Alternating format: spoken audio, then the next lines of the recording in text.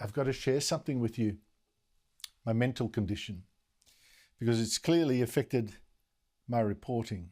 And I've finally been checked out by a psychologist, and I owe it to you to pass on the disturbing results. You see, for decades, I've refused to believe experts telling me the world is heating dangerously. I've refused to believe the experts telling me we face total destruction. If we don't take action, the collapse of our civilizations and the extinction of much of the natural world is on the horizon. Well, psychologist Rachel Sharman, she's a senior lecturer at the University of the Sunshine Coast. She and a university colleague of hers, a professor, they've now diagnosed my condition, this denialism. They've done that after interviewing 390 fellow sufferers, skeptics they've found on social media somehow. And she's published her findings in the conversation. And remember, this is the work of our university, so, I mean, how could any of us question such expertise and authority? And the findings of this psychologist, I have to admit, are brutal. They rocked me. The headline alone to her article tells you that my mind is misfiring. It's leapfrogging all over the park. It reads, you know, inside the mind of a skeptic, the mental gymnastics of climate change denial. Denial like Holocaust denial. So we really are talking here sick stuff. So what kind of people suffer from this terrible disorder, this denialism? Now, Sherman finds that we skeptics doing all these mental gymnastics are more likely to be older people. And look, well, you can see I'm 62, so, right. And it is also true. I mean, it's obvious that younger people who are more refreshingly naive and so much more trusting and less experienced, they are quicker than us older people to believe just about anything, including this. People are dying. Entire ecosystems are collapsing. So Sharman, this psychologist, she's clearly, you know, on the right track here. And she also says that we skeptics are more likely to be conservative. And she's right again. I mean, you know, because even with my leapfrogging mind, I can see that most global warming believers are tribalists of the left. And you know the left must always be right, right? And the psychologist says we skeptics also have lower environmental values. But that bit, I must confess, that did puzzle me because I'm actually a fanatical gardener. You just ask Coral across the road. But I don't know, maybe Sherman reckons I just haven't put up enough climate emergency posters, so I better go and fix that. Now, Sherman does admit to one thing that she did get wrong, right? She says she didn't expect this. She says it's contrary to her predictions, but oh dear, you know, people with higher analytical abilities, she says, were even more likely to be skeptical.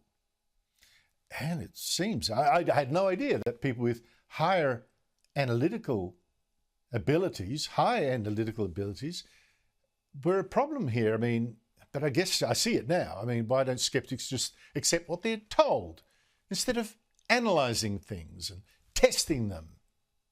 I mean, how are we going to save this planet if people keep asking questions like, you know, will this do any good really? Is this really worth the pain? Are you sure Australia's emissions really could make a difference? Things like that. Stop. But I do wonder, I have to confess, why people with high analytical abilities, people who are great at analysing things, are more sceptical of global warming preachers. I'm just sorry that Sharman didn't actually analyse that bit, because I reckon the answer would be fascinating. But she's again correct in putting a finger on our problem, the one that causes a lot of our mental gymnastics. She says we've seen predictions not becoming reality and climate change alarmist predictions being completely false. And she's spot on there. I mean, you just look at the news today. After 2 years of flooding rains, it is the last thing those in the flood zone will be wanting to hear. But the Bureau of Meteorology has officially called the third consecutive La Niña summer. we're getting much more rain, and for 3 years in a row now. But how can that be? Because I remember 14 years ago reading that the drought we had then would never break. And this same bureau was then saying that the drought would be our new climate.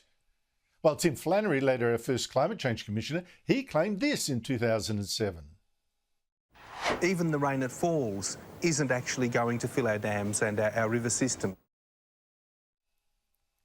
Now, governments believe these experts, and they built hugely expensive desalination plants because they said they couldn't build dams, you see, which are much, much cheaper, because those dams would never fill, no more rain. That's what they said. I mean, one minister said it to me personally. Seems they were wrong, weren't they? I mean, you look at the dams today. Melbourne's more than 93% full. Hasn't been like that for a quarter of a century. Sydney, nearly 100%. Brisbane, close to 90%. So how could I trust these warmists after so many dud predictions? But Sharman, very clever psychologist, she has an answer. She says these doubts of mine, they just result, she says, from a basic misunderstanding of model-based climate projections. There you go. Now, I would have loved her, actually, to give examples of such misunderstandings, like explain exactly how people like Flannery were actually right when they seem so absolutely wrong. I mean, you look around, we were told by Flannery, among others, that global warming could melt away the Arctic. A decade ago, not even close. We were told Pacific Islands would drown, were drowning. In fact, more are growing, none have drowned. And we were told there'd be fewer polar bears. Well, in fact, there's more.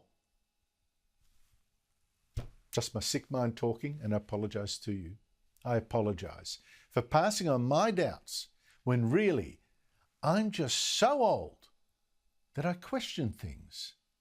And that, we're told by this psychologist in the university, questioning things, that's bad.